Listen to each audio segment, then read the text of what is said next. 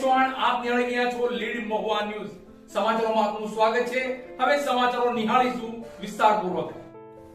મહુવા શહેરની ગુજરાત સોસાયટી ખાતે આવેલ ગણેશજીના મંદિર ખાતે 24મા પાટોત્સવનું ભવ્ય અને ધાર્મિક આયોજન કરવામાં આવ્યું હતું, જેમાં વિવિધ ધાર્મિક કાર્યક્રમોના પણ આયોજન કરવામાં આવ્યા હતા।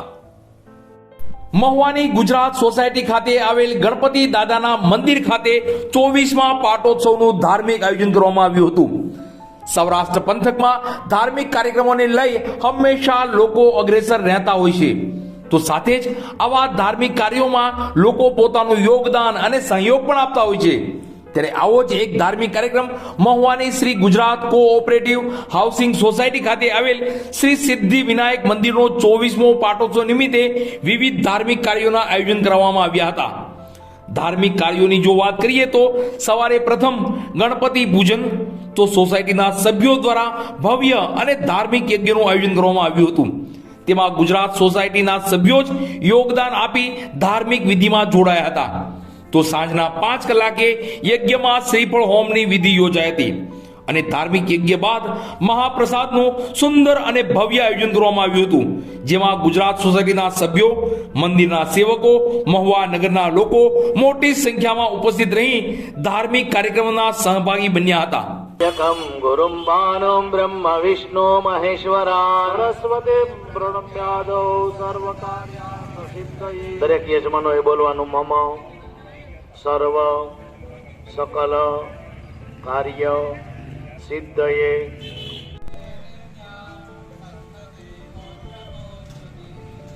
વ્યાસ જોડે પગે લાગો। બ્રાહ્મણાનામ શાંતિ Suktam પઠેદ યાહ Shri સ્વયા RAM સર્વેભ્યો દેવેભ્યો RAM સર્વેભ્યો બ્રાહ્મણેભ્યો RAM એનન કર્મ પ્રધાન દેવતા રેમ સિદ્ધિ વિનાયકાય પુણ્યમ પુણ્યમતયે રેમ કુલ દેવતાભ્યો રેમ ઇષ્ટ દેવતાભ્યો રેમ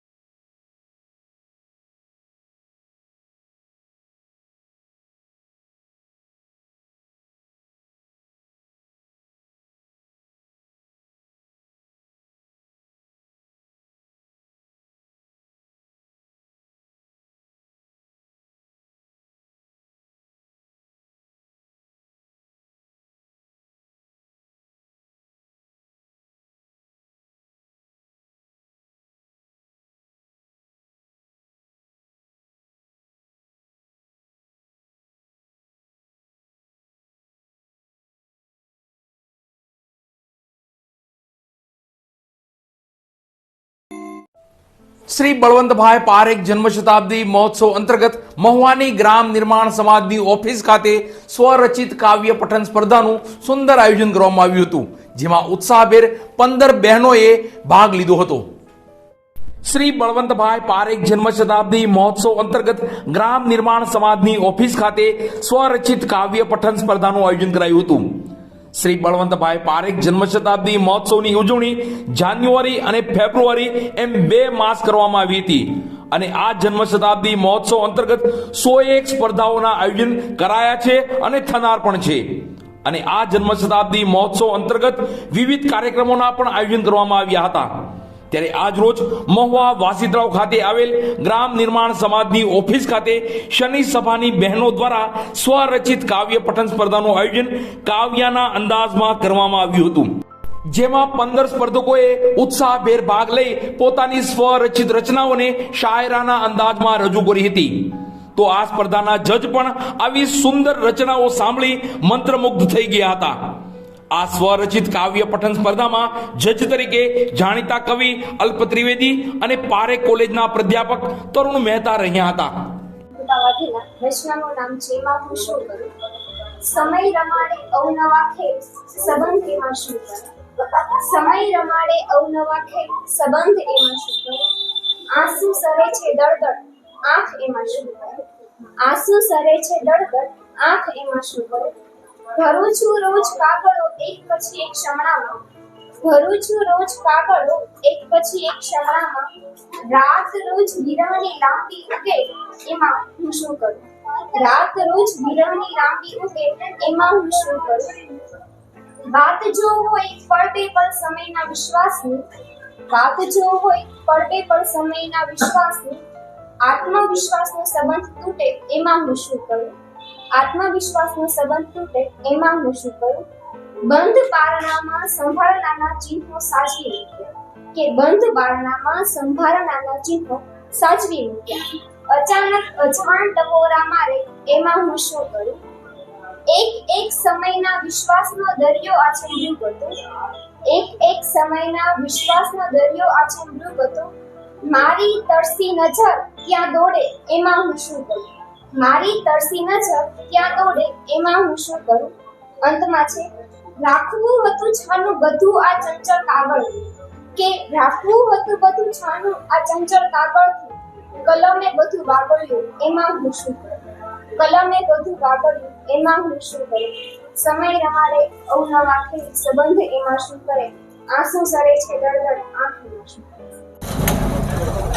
નમસ્તે. પીડી લાઇટ સંસ્થા તરફથી જસવંત મહેતાની 100મી જન્મ શતાબ્દી નિમિત્તે વિવિધ સ્પર્ધાઓ અંતર્ગત આજે શનિ સભાનું આયોજન થયેલ. આ શનિ સભા છેલ્લા 10 વર્ષથી ચાલે છે. આ શનિ સભાની અંદર બહેનો પોતાની સ્વરચિત રચનાઓ રજૂ કરે છે. આજે એની સ્પર્ધા છે. આ શનિ સભામાં તરુણભાઈ મહેતા, સ્વર્ગીય કરશનદાસ લુહાર અને અલ્પ સાહેબ ત્રિવેદી જે વિવિધ બહેનોને માર્ગદર્શન આપે છે અને વિવિધ છંદો અને ગઝલોમાં લખાણ લખાય એવી સૂચનાઓ અને સતત માર્ગદર્શિત કરતા રહે છે.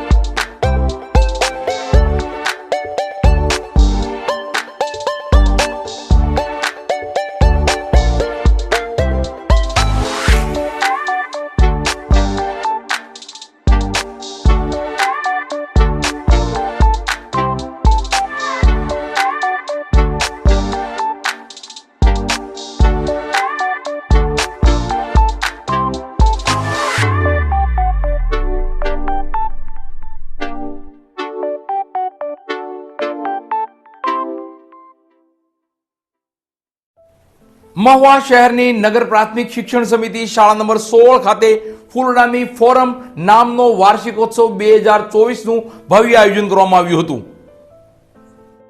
મહુવા શહેરની નગર પ્રાથમિક શિક્ષણ સમિતિ સંચાલિત શાળા નંબર 16 ખાતે વાર્ષિકોત્સવ 2024નું ભવ્ય આયોજન કરવામાં આવ્યું હતું.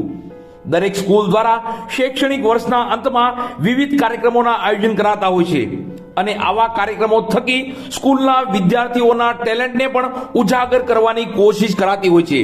ત્યારે આવો જ એક કાર્યક્રમ મહુવા શહેરની નગર પ્રાથમિક શિક્ષણ સમિતિ સંચાલિત શાળા નંબર 16 શ્રીમતી નર્મદાબેન કેશવજીભાઈ હોરા ખાતે વાર્ષિકોત્સવ 2024નું આયોજન કરવામાં આવ્યું હતું, જેનું નામ ફૂલડાની ફોરમ અપાયું હતું.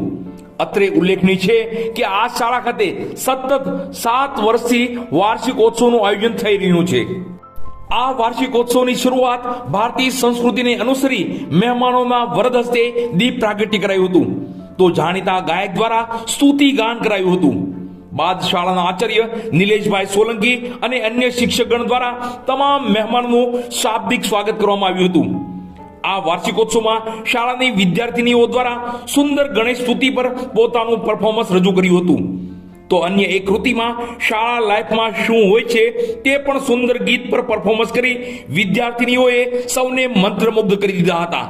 તો આ વાર્ષિકોત્સવ 2024 ફુલરાની ફોરમ 7માં રાજકીય અગ્રણીઓ, નગર શિક્ષણ સમિતિના સભ્યો, તો અન્ય આમંત્રિત મહેમાનો, શાળાના શિક્ષકગણો, પ્રિન્સિપલ અને પત્રકારો ખાસ ઉપસ્થિત રહ્યા હતા.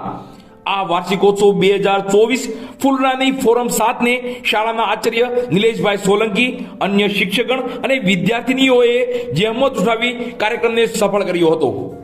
બસ સમાચારોમાં અત્યારે આટલું જ. ફરી કાલે સમાચારો સાથે મળશું. ત્યાં સુધી હું પરેશ ચૌહાણ અને લીડ મહુવા ન્યૂઝની સમગ્ર ટીમ શુભરાત્રી.